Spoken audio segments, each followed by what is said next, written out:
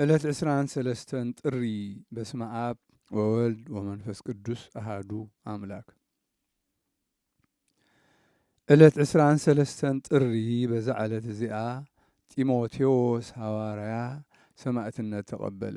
ነዚ ቅዱስ እዚ ልደቱ ኾነ መዕበያኡ ኣብ ሃገር ልስጥራን እዩ።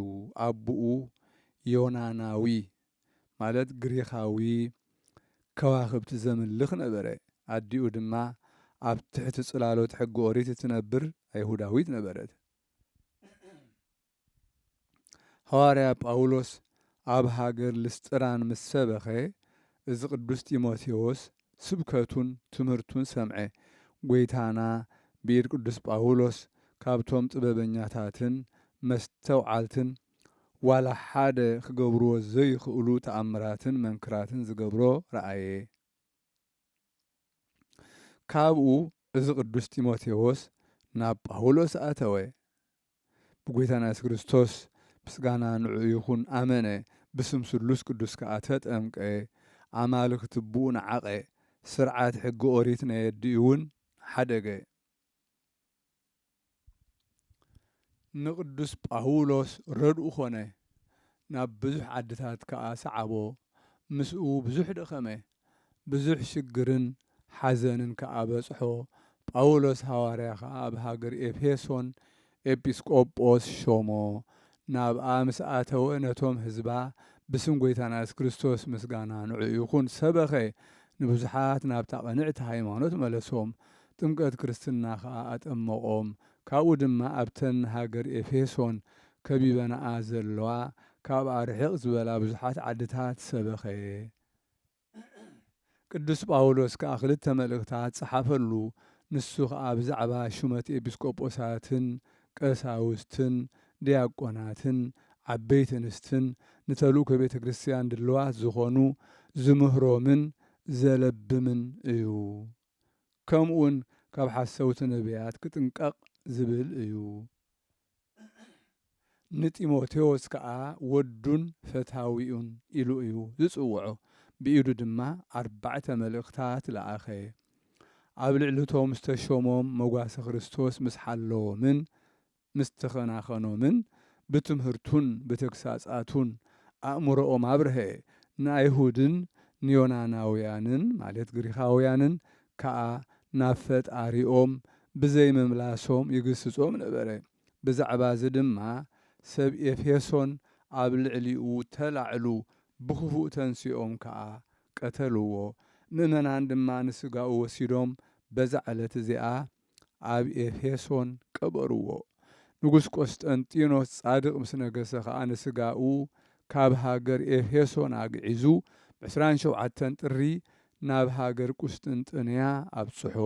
በዛ ዕለት እዚኣ ከዓ ኣብኡ በዓል ገበሩሉ። በረኸቱ ምሳና ትንበር ንዘለዓለመ ዓለም ኣሜን።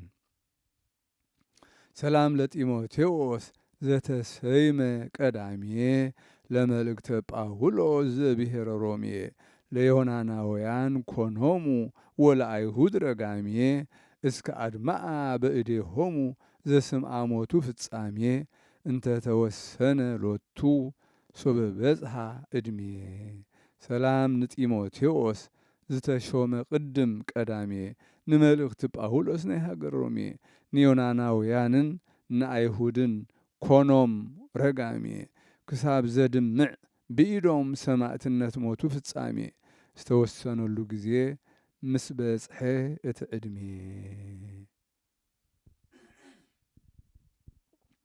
በዛ ዕለት እዚኣ መዘከርታ አትናቴዎስ ጌርሎስ ጻድቕ ንጉስ ቴዎዶስዮስን እያ።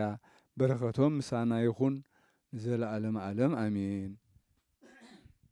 ሰላም ለከ ቴዎዶስዮስ ብፁዕ ንጉስ ክሉል በጌራ መዊእ ኩነኔከ ጽድቅ ወፍትሐ ዚአከ ርትዕ ያስተፍየስህ እምወይን ለልበ ብእሲ ግፉእ ወገጸ ትኩዝ ያበርህ እምቅብእ።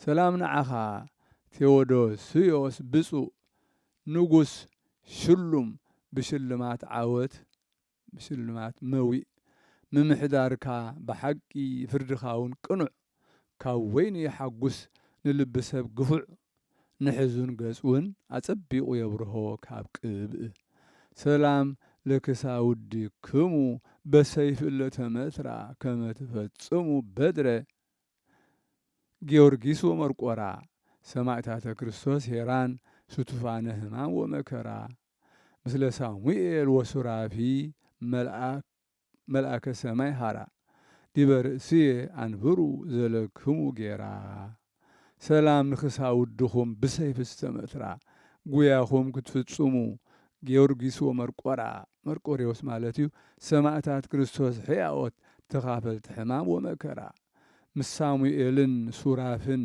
መልአኽ ሰማይ ሃራ ኣብ ልዕሊ ርእሰይ አንብሩ ናታትኩም ሽልማት ናታትኩም ጌራ